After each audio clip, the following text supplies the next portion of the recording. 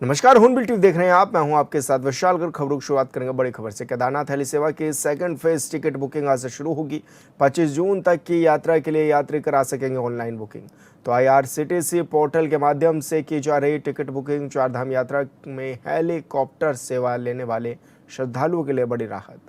टिकटों की भारी मांग को देखते हुए समय रहते बुकिंग कराने की अपील की गई है। केदारनाथ यात्रा के लिए हेली टिकटों का नया स्लॉट आज से ओपन कर दिया गया है। तो बड़ी खबर आप तक पहुंचा रहे हैं, जहां पर चारधाम यात्रा में हेलीकॉप्टर सेवा लेने वाले श्रद्धालुओं के लिए बड़ी राहत की खबर है।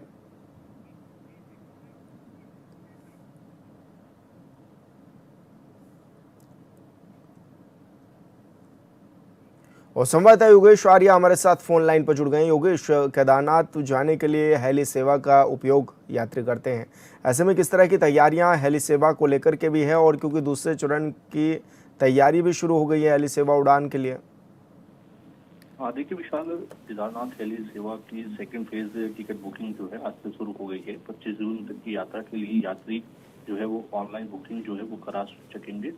और इसके साथ साथ IRCTC पोर्टल के माध्यम से ये बुकिंग की जाएगी। चारधाम यात्रा में हेलीकॉप्टर सेवा लेने वाले श्रद्धालुओं के लिए बड़ी राहत की बात है। टिकटों की भारी मांग को देखते हुए हालांकि ये भी कहा जा रहा है कि समय रहते जो है बुकिंग कराई जाए, इसके लिए अपील भी जो है उनकी तरफ से की जा रही है। केदारनाथ यात्रा के लिए हेली टिकटों का नया स्लॉट जो है वो आज से ओपन हो गया है, जिसके लिए अब जो है यात्री जो है टिकट बुकिंग करा सकेंगे जी। लेकिन ऐसे में जो यात्री हैं उनको किस तरह की राहत मिलने की संभावना भी है योगेश, क्योंकि ज़्यादातर लोग चाहते हैं कि हेली से केदारनाथ धाम तक पहुंच जाएं। बिल्कुल, क्योंकि देखिए काफी चढ़ाई है और काफी लंबा सफर जो है वो रहता है। उसमें काफी ऐसे यात्री होते हैं जो वो पैदल यात्रा नहीं कर पाते या अन्य साधनों के माध्यम से नहीं जाते। वो चाहते हैं कि हेली सेवा के माध्यम से जल्दी पहुंचे और वहां पर जो है यात्रा कर सकें। तो उसके लिए जो है हेली सेवा जो है एक अच्छे रूप में देखी जाती है, और उसके चलते जो है हेली सेवा का जो है लाभ जो है लोग लेते हुए नजर आते हैं। और जिस तरह से अब सेकंड फेज की जो है टिकट बुकिंग शुरू हो गई है, उसमें लोग टिकट बुक करा सकेंगे, यात्रा पर आ सकेंगे और हेली सेवा के माध्यम से जो है केदारनाथ जाकर धाम पर जो है दर्शन कर पाएंगे। तो उसके लिए पोर्टल की जो आज बुकिंग है वो खोल दी गई है। और उसके साथ साथ ये भी अपील की जा रही है कि जो IRCTC पोर्टल है उसके माध्यम से ही जो है बुकिंग की जाए। अन्य जो है जो ऐसी साइट्स होती है, मिलती जुलती साइट्स होती हैं, इनको बनाया जाता है, रैंकिंग की जाती है, तो वहाँ पर उसका जरूर ध्यान रखें और जो है इस जो पोर्टल है इसी के माध्यम से जो है टिकट बुकिंग करें, ताकि आप किसी फ्रॉड होने से बच सकें। जी बिल्कुल योगेश, बहुत शुक्रिया आपका तमाम जानकारी साझा करने के लिए। नैनीताल स्थित IG कार्यालय में नवनियुक्त पुलिस महानिरीक्षक निवेदिता कुकुरेती कुमार ने कार्यभार ग्रहण कर लिया है। इसके बाद उन्होंने अधिकारियों और कर्मचारियों से परिक्षेत्र की कानून व्यवस्था के साथ साथ अपराध नियंत्रण संबंधी व्यवस्थाओं की भी जानकारी ली है। उन्होंने मीडिया से रूबरू होते हुए कहा है कि 15 जून को बाबा नीम करोली धाम में बहुत बड़े स्तर का आयोजन किया जा रहा है, जिसकी रूपरेखा तैयार की जा रही है। वहीं अपनी प्राथमिकता बताते हुए उन्होंने कहा कि भारत और राज्य सरकार की ओर से जो उपकरण दिए गए हैं उनका समय से प्रयोग किया जाना चाहिए। पुलिस और जनता के बीच मधुर संबंध स्थापित करने होंगे। अधिकारियों और कर्मचारियों को भी आम जनमानस से मधुरता का व्यवहार अपनाना होगा।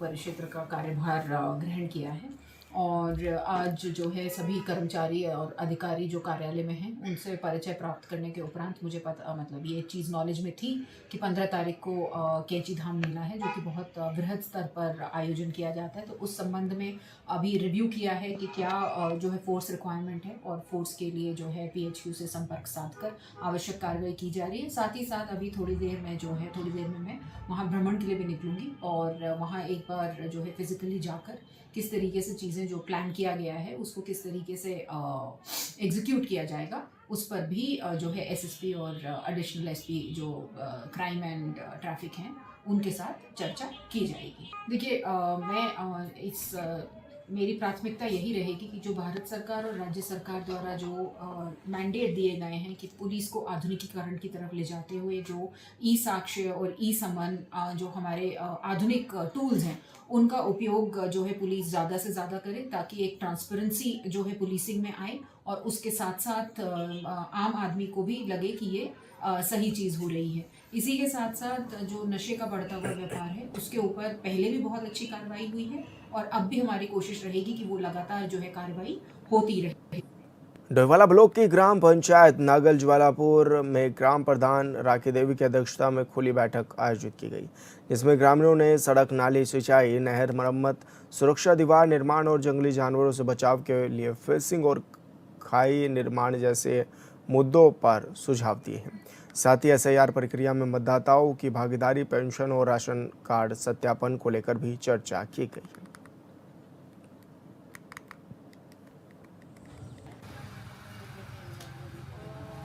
आज हमारी जो है 9 तारीख को खुली बैठक रखी गई है, जिसमें ग्रामीण क्षेत्र में जो भी हमारे कार्य हैं उनको लिखित रूप में लिखा जाएगा। और जैसे नाली के कार्य हो गए, पुस्ते हो गए, छोटी छोटी रोडें हो गई, सिंचाई से जो भी कार्य है हम सभी का अलग अलग तरीके से उनको लिखा जाएगा और आगे कोशिश करेंगे कि अपने सभी कार्यों को जल्द से जल्द पूरा कराएं। चंपावत की नवगठित नगर पंचायत पार्टी के सामान्य निर्वाचन का चुनाव पूरी तरह शांतिपूर्ण और निष्पक्ष ढंग से संपन्न हो गया है। लोकतंत्र के इस उत्सव में स्थानीय मतदाताओं ने बढ़ चढ़कर हिस्सा भी लिया है, जिसके चलते चुनाव में उत्साह देखने को मिला। पार्टी नगर पंचायत के पहले चुनाव में 78% बम पर मतदान भी हुआ। नगर पंचायत पार्टी के निर्वाचन अधिकारी अजय सिंह ने मतदान समाप्त होने के बाद जानकारी देते हुए बताया है कि पूरी चुनाव प्रक्रिया को अत्यंत पारदर्शी, निष्पक्ष और शांतिपूर्ण ढंग से पूरा कराया गया है।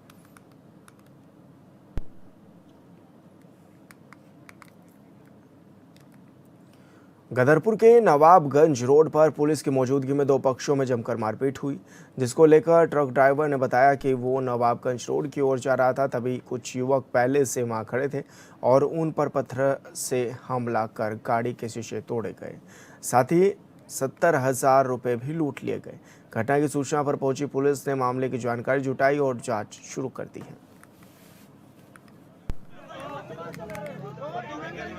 हुआ ये था जी, अच्छे खासे हम उधर से आ रहे थे गिट्टी लोड करके बाजपुर से और अपने इधर जा रहे थे अपने बरेली साइड में। तो यहाँ पे यहाँ एक बंदा खड़ा था, सरदार जी थे। यहाँ पे एक बंदा खड़ा था पत्थर हाथ में लिए हुए और लगभग लो से निकाल के हाई में गाड़ी डाली थी मैंने। उनने पत्थर बरसाने चालू कर दिए और पत्थर बरसाने चालू हुए, गाड़ी भतेरी मैंने इधर उधर करी, गाड़ी मेरे शीशे बच जाए, मगर शीशा वो आखिरकार को पड़ ही गया उस पर। तो एक बंदा उनने फ़ोन करके बुलाया पीछे से, वो पीछे से बंदा आया। जब दो हो गए वो, तो हम पे वो हामी होने लगे। फिर उसके बाद में और सरदार जी भी इकट्ठे हुए, तो उन्होंने किसी ने हाथ पकड़ा, किसी ने कुछ, और चाबी रखी थी, कुछ कैश भी पड़ा था जेब में। उसके बाद में उन्होंने हाथ डाल के चाबी भी निकाल ली और कैश भी निकाल दिया। सर ये ड्राइवर साहब ने जो आपको बताया यही हुआ। हम लोग तो यहाँ नहीं थे, हम तो आधा पौन घंटा बाद आए और जैसे इन्होंने बताया हमने वो पुलिस को बताया है। हाँ, पुलिस को मैं खुद गया था। मौके पे पहुंची? हाँ, मौके पे आई है पुलिस, देखने गई है। वो बच्चों ने वीडियो भी बना ली थी मोटरसाइकिल वगैरह की उनकी। हाँ, यहाँ कोई ऐसा नहीं था, कोई भीड़ भाड़ कुछ नहीं। अचानक यहाँ जंगल था, 1:30 बजे का टाइम था, कोई यहाँ कुछ नहीं था बिल्कुल भी। बस गाड़ी रोकी और इनसे मारपीट करके। और एक दिन और अभी 1 महीना पहले 7-8 हज़ार रुपये आँख पर लाल दवा लगा के कोई और ऐसे ही करा था इनके साथ के वो। हाँ, 1 महीना पहले हो चुका है। मसूरी सिविल अस्पताल के सीएमएस डॉक्टर खजान सिंह चौहान ने अस्पताल को केबल रेफरल सेंटर बताए जाने पर आपत्ति जताई है। उन्होंने बताया कि पिछले 1 साल में अस्पताल की ओपीडी में लगभग 80,000 मरीजों का इलाज किया गया है, जबकि करीब 20,000 इमरजेंसी मामलों को भी संभाला गया है। इस प्रकार 1 साल में 1 लाख से ज़्यादा मरीजों को स्वास्थ्य सेवाएं दी गई हैं। डॉक्टर चौहान के मुताबिक अस्पताल के रिकॉर्ड में रेफरल का प्रतिशत मात्र 0.3% निकला है, जिससे स्पष्ट है कि अधिकांश मरीजों का उपचार स्थानीय स्तर पर ही किया जा रहा है।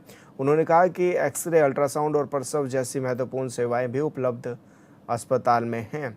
उन्होंने साथ ही ये भी कहा कि बिना तथ्यों के अस्पताल को रेफरल सेंटर बताने से सरकार की छवि प्रभावित होती है और यहाँ कार्यरत स्वास्थ्य कर्मियों का भी मनोबल गिरता है।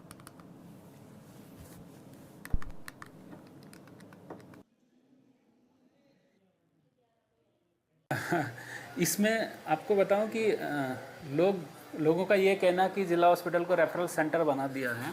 देखो, मैं कहता हूं कि आप आइए और हमें बताइए कि कितने रेफरल हुए हैं।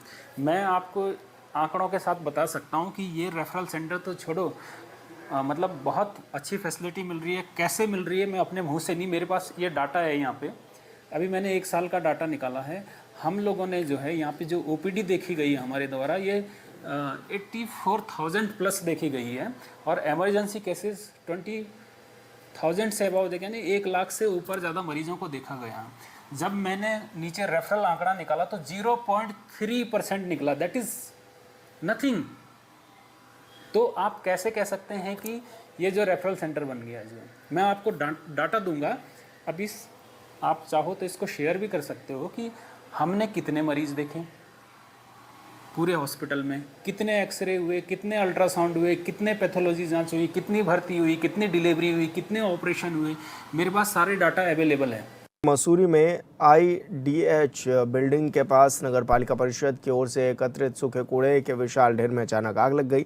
देखते ही देखते आग ने विकराल रूप धारण कर लिया, जिससे आसपास के क्षेत्र में दहशत का माहौल बन गया। सूचना मिलने पर पहुंची पुलिस और अग्निशमन विभाग की टीमों ने करीब 5 घंटे कड़ी मशक्कत के बाद आग पर काबू पाया। अग्निशमन विभाग के प्रभारी धीरज तडियाल ने बताया है कि घटनास्थल के आसपास फायर हाई टेंशन की व्यवस्था नहीं होने से पानी की आपूर्ति में भारी दिक्कत हुई। दमकल वाहनों को बार बार नज़दीकी जल स्रोतों से पानी भरकर लाना पड़ा। उन्होंने कहा कि बड़ी मात्रा में खुले स्थान पर कूड़ा जमा किया जाना चिंता का विषय है।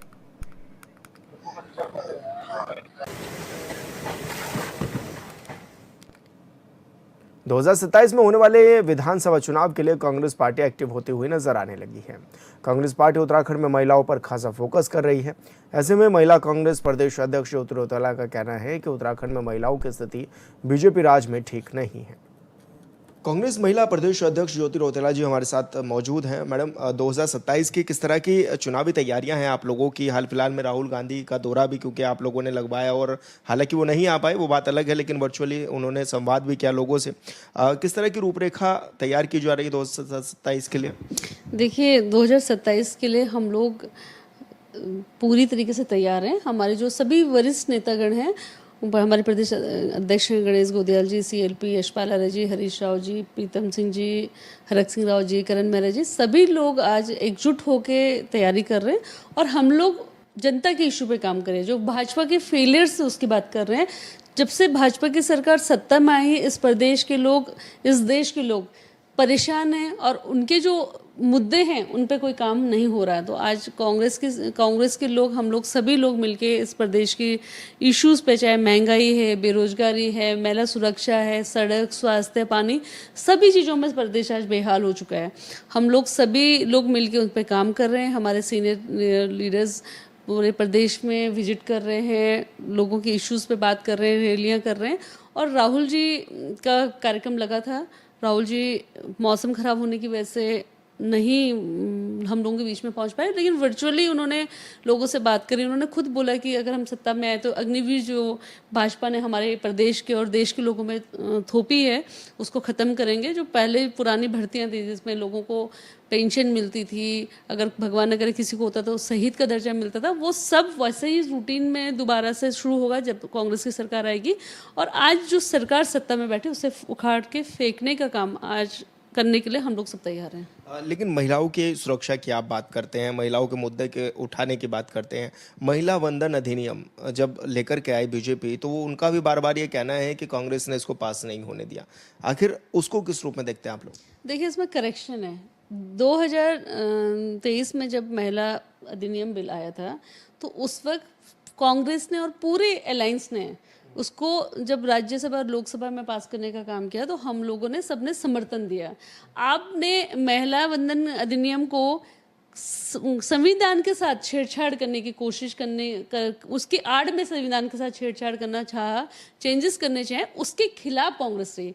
महिला सुरक्षा, जो 33% आरक्षण का जो मुद्दा है, उसको तो कांग्रेस की सरकार लाई थी। हमारी सरकार में वो राज्यसभा में पास हो गया था, लोकसभा में हमारे पास बहुमत नहीं था, तो वो पास नहीं हो पाया। और जब भाजपा इस बिल को लाई, सर्वसम्मति से सबने इसको पास करा। आपने उसको लागू क्यों नहीं करा? हमने तो बोला उनको कि आज लागू करिए। हमारी पार्टी ने तो बोला कि आप आज से महिला वंदन अधिनियम को पास करिए, लागू कर दीजिए, लेकिन वो लागू करने को तैयार नहीं। उसमें वो अमिटमेंट चाहते थे, संविधान के साथ खेलना चाह रहे थे, उसके खिलाफ कांग्रेस पार्टी रही। अच्छा, लगातार ये भी देखा जाता है कि अगर प्रोटेस्ट होता है तो सबसे आगे आप नज़र भी आती हैं। हाल फिलहाल में टंकी पे आप चढ़ी और जिस तरह से आपने अपने ऊपर पेट्रोल भी डाला, उसके बाद मुकदमे भी आप पर दर्ज हुए। इन पूरी प्रक्रियाओं को किस रूप में देखते हैं? हालांकि एक बड़ी जीत तो आप लोगों ने हासिल कर ही ली थी। नहीं, देखिए, जो अब व्यक्ति राजनीति कर रहा है, अगर मैं आज एक पद पे हूँ और मेरे पास कुछ लोग उम्मीद से आते हैं, तो मेरी जिम्मेदारी होती है उनकी आवाज़ को उठाना। मैंने सिर्फ वही किया। मैंने 150 दिन हम लोगों ने उनके धरने को देखा। मैंने खुद मुख्यमंत्री जी से उस इशू पे बात करी। उन नर्सिंग के बच्चों को मुख्यमंत्री जी से मिलवाने का काम करा। मैं नहीं जा पाई, लेकिन उनको मैंने सीएम सर से बात करके उनको मिलवाया। उसके बाद भी सुनवाई नहीं हुई। उसके बाद धन सिंह रावत जी से मैंने खुद बात करी। धन सिंह रावत जी को उनका पूरा केस मैं लेके, उन बच्चों को भी लेके गई मैं। उसके बाद धन सिंह रावत जी के घेराव, मुख्यमंत्री आवास के घेराव, जब कुछ नहीं हुआ तो उसके बाद हम लोगों को मजबूर होके पानी की टंकी पे वो बच्चे भी चढ़े और मैं भी चढ़ी। और देखिए, हमारा काम है सरकार को आवाज़ सुनाना। जिन भी लोगों के साथ गलत होगा, उन बच्चों के साथ गलत हो रहा था, और हमने उनकी सुनवाई के लिए हम लोगों ने सरकार से मांग करी। उन्होंने शासन को भेजा। लेकिन मैं तो जरूर चाहूँगी, अभी भी सरकार से मेरी विनती रहेगी कि उन बच्चों के लिए जो मांगे थे उसको मान लिया जाए। क्योंकि देखिए, बहुत 2000 बच्चे थे, उनके भविष्य की बात है, उनके बच्चों के भविष्य की बात है, और उनके साथ जो खिलवाड़ सरकार कर रही है वो नहीं होना चाहिए। इसी प्रदेश के लोग हैं, उन्हीं के माँ बाप ने इस प्रदेश को सिंचा है, इस प्रदेश को बनाने में अपनी भूमिका निभाई है। आज उन बच्चों की नहीं सुना रही। तो मैं हमेशा, जो भी व्यक्ति मेरे पास आया, चाहे वो छोटे से छोटे काम के लिए आया, चाहे मुझे रात को कोई व्यक्ति 2 बजे फ़ोन कर देता है कि आपको थाने पहुंचना मेरे साथ होता, मैं जाती हूँ। हर चीज़ सोशल मीडिया और मीडिया में नहीं होती, लेकिन मैं हर उस व्यक्ति के साथ हूँ जो इस सरकार से या इस प्रदेश में प्रताड़ित है, उसको परेशानी है, और अगर उसको लगता है कि ज्योति रौतेला मेरे किसी काम आ सकते हो, तो मैं हमेशा उनके साथ रहूँगी। मैडम, अंतिम सवाल मेरा ये है कि आज के समय में कितना उत्तराखंड में महिलाओं को आप सुरक्षित भी मानती हैं और समृद्ध भी मानती है कि आज की आजीविका, जैसे कि लखपति दीदी की योजना की बात आती है, कहा जाता है कि उत्तराखंड में महिलाएं सशक्त हो गई हैं, उनके रोजगार के लिए काफ़ी काम किया गया है, उसको आप लोग किस तरह से देखते हैं? क्या वाकई महिलाएं लखपति बन गई? ना ही महिलाएं सुरक्षित हैं और ना ही महिलाएं समृद्ध हैं। देखिए, ये सब महिलाएं क्या, पुरुष इस उत्तराखंड में समृद्ध नहीं है। आज फाइनेंशियल क्राइसिस में पूरा प्रदेश और पूरा देश चल रहा है। और मैं ये बोलूँगी कि हिमालय राज्य में नंबर 1 राज्य बना हमारा प्रदेश, जहाँ पे महिलाएं अपने आप को असुरक्षित महसूस करती हैं। जब सबसे ज़्यादा जो बलात्कार, अत्याचार, दुराचार के केस उत्तराखंड में है। सबसे ज़्यादा बच्चे इस प्रदेश में एनसीआरबी की रिपोर्ट के हिसाब से गायब हो रहे हैं। अभी आपने देखा होगा, रिसेंटली एक रिपोर्ट एनसीआरबी की आई, जिसमें दहेज हत्या, दहेज से प्रताड़ित महिलाओं में भी देश में नंबर 1 राज्य बन गया हमारा। देवभूमि उत्तराखंड, जिसको शिक्षा में नंबर 1 होना चाहिए था, संस्कृति में नंबर होना चाहिए था, रोजगार में नंबर 1 होना चाहिए था, वो महिलाओं के ऊपर अत्याचार, दुराचार, बलात्कार, दहेज उत्पीड़न जैसे चीज़ों में नंबर 1 बन रहा है। तो ये बड़ा अफसोस है। मुझे लगता है कि मेरे प्रदेश का नाम खराब हो रहा है, और हमारी महिलाएं आज भी संघर्ष कर रही हैं अपने अधिकारों के लिए। दूसरी बात, लखपति दीदी जो बोलते हैं लोग, आप आइए ना फील्ड में एक बार, मैं मिलवाती हूँ आपको उन लखपति दीदियों से जिनको लाख रुपए का लोन सरकार ने दिया है कि आप स्वरोजगार करिए, लेकिन वो लोन में उनको पैसा दिया गया है। उसको मार्केट से कैसे कनेक्ट करें, उस लाख रुपए में वो रोजगार क्या करेंगे, उसका तो उसको मार्केट कैसे मिलेगा, मार्केट कनेक्टिविटी क्या है, वो उसको सेल कैसे करेंगे उस प्रोडक्ट को, उस पर कोई बात कर रहा है? आप एक बार मेरे साथ ही चलिए, मैं आपको कुछ महिलाओं से मिलाऊंगी जो आज उस लखपति दीदी योजना की वजह से भी कर्जे में है। तो सरकार जो बोल रही है और जो हो रहा है, जो कर रही है, बहुत बड़ा फर्क है। बहुत बड़ा घोटाला एलयूसीसी का आपने देखा होगा कि सरकार ने बोला कि हमें तो पता चल गया था, इसलिए हमने बैन कर दिया था, लेकिन लोगों को नहीं बताया कि भैया ये एजेंसी फ्रॉड है, इस पर आप ऐसा इन्वेस्ट मत कीजिए। और आज लाखों महिलाएं इस प्रदेश की, करोड़ रुपए लोगों का उसमें डूबा हुआ है। तो सरकार जो बोलती है, जो कर रही है, दोनों में बहुत बड़ा फर्क है। और आज इस प्रदेश के सिर्फ महिलाएं नहीं, युवा भी परेशान है, बेरोजगारी चरम पे है, महिलाएं अपने आप को सुरक्षित नहीं महसूस करती। हम जैसी महिलाओं को आज डर लगने लग गया कि बाहर जाएं, अकेले चले जाएं, रात को कोई घटना ना घट जाए। सबका मतलब देवभूमि उत्तराखंड में जो माहौल आज है, ये इससे पहले कभी नहीं था। मैं बहुत ईमानदारी से बोलती हूँ, सरकार लोगों के लिए कुछ भी करने में असमर्थ है। धन्यवाद मैडम, हमसे बातचीत करने के लिए। ज्योति रौतेला जी हमारे साथ, जो कि राज्यों के तमाम विषयों पर हमारे साथ बातचीत कर रही थी। हॉर्नबिल टीवी के लिए देहरादून से विशाल गर्ग। 9 नवंबर 2000 को जब उत्तराखंड राज्य का गठन हुआ था, तब 4000 करोड़ से 4500 करोड़ रुपए राज्य पर कर्ज था, जो समय के साथ बढ़ता चला गया। 2017 तक राज्य पर 45,000 करोड़ से अधिक का कर्ज था। जो बढ़कर 1 लाख करोड़ रुपए पहुंच गया है। ठीक इसी तरह देश पर भी कर्ज का बोझ बढ़ता गया। इसे लेकर विपक्ष पहले भी सवाल उठा रहा था और आज भी कई तरह के सवाल उठा रहा है, लेकिन सरकार की अपनी दलीलें हैं।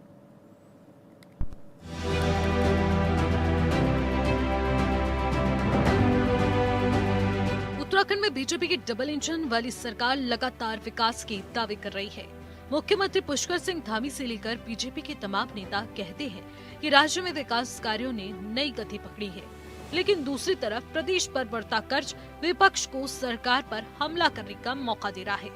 सवाल ये है कि क्या उत्तराखंड विकास की नई ऊंचाइयों को छू रहा है या फिर विकास के दावों के पीछे बढ़ते कर्ज की चिंता भी छिपी है। उत्तराखंड में 2017 से ही डबल इंजन वाली सरकार है। केंद्र और राज्य में ही दल की सरकार होने के लाभ प्रदेश को मिलने का दावा किया जाता है। सरकार कहती है कि सड़क, स्वास्थ्य, शिक्षा, पर्यटन, निवेश, बुनियादी ढांचे के क्षेत्र में अभूतपूर्व काम हुआ है। चारधाम यात्रा को बेहतर बनाने के लिए बड़े स्तर पर इंफ्रास्ट्रक्चर विकसित किया गया है। ऑल वेदर रोड परियोजना, ऋषिकेश कर्णप्रयाग रेल लाइन, नए मेडिकल कॉलेज, हेली सेवाएं और निवेश को बढ़ावा देने जैसे कई काम सरकार अपनी उपलब्धियों में गिनाती है। बीजेपी की सरकार का दावा है कि निवेशों का विश्वास उत्तराखंड में बढ़ा है और रोजगार के नए अवसर तैयार हो रहे हैं। इसके साथ ही ग्रामीण क्षेत्रों में सड़क, बिजली और पेयजल योजनाओं पर भी तेजी से काम होने की बात कही गई, लेकिन विपक्ष इन दावों पर सवाल उठा रहा है। कांग्रेस का कहना है कि विकास के दावों के साथ साथ कर्ज भी लगातार बढ़ रहा है।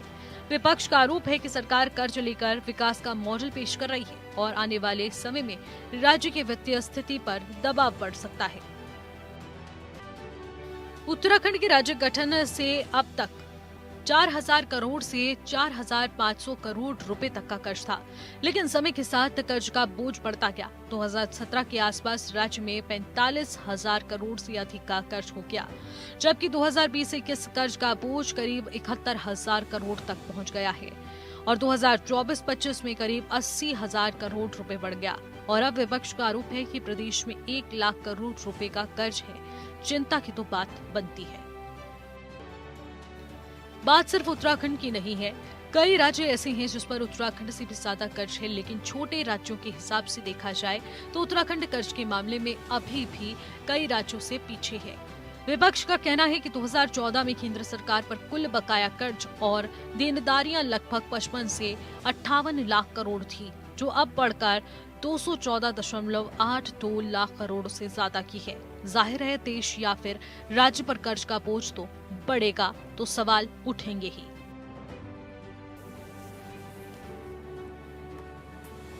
Bureau report, Hornbill TV. और फिलहाल इस बुलेटिन में मेरे साथ इतना ही। आप देखते रहिए हॉर्नबिल टीवी। नमस्कार।